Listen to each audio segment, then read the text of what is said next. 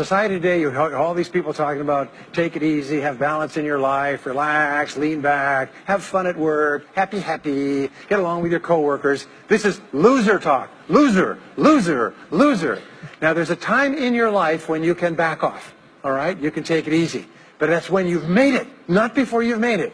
Because before you've made it, you're in a competition with hundreds of thousands of millions of other people, like at the Olympics, who also want to make it.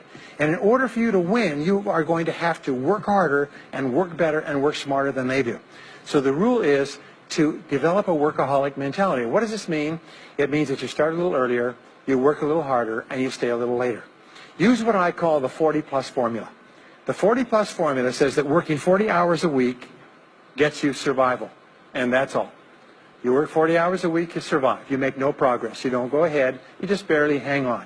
Every hour that you invest in your work or yourself over 40 is an investment in your future. So you can tell what your future is going to be with unerring accuracy by looking at how many hours over 40 you put in. Now, how many hours does the average self-made millionaire in America work until he passes the $1 million mark? 59. Some of them work 70, 80, 90. The average is 59 hours. How much does the average top executive work? 59 hours.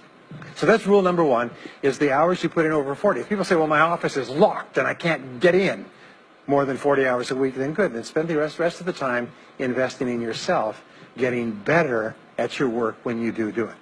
Now, here's my second principle, and this principle changes your life. It is this, is work all the time you work. When you work, work. Don't play. Fully 50% of working time today is wasted.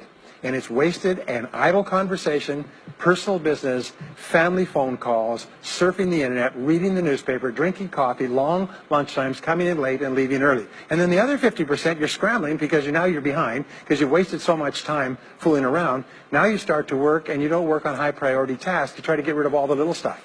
So what happens is the big tasks begin to build up like an avalanche overhang, and they cause enormous stress. And you go home at night and you're thinking about this job, I've got to get this project finished, but I can't discipline myself to stop talking to my coworkers. Every time one of them comes in, like automatic, like a conditioned response, it's blah, blah time. Chatter, chatter, chatter, chatter, chatter, chatter, chatter, chatter. No. What you have to do is work all the time you work. If someone comes in and says, hey, you've got a minute to talk, you say, yes, but not now. Why don't we talk after work?